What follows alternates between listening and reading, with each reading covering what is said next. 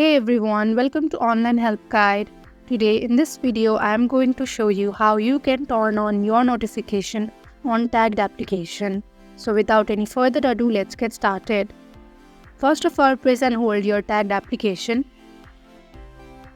Tap on info icon. Onto this privacy section, you can see notifications on the top row. Tap on notifications.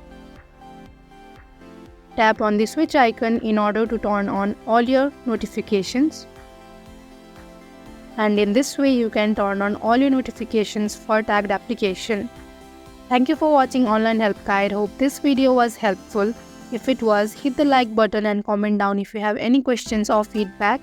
Also, if you are new to our channel, subscribe and hit the bell icon so that you do not miss our upcoming video.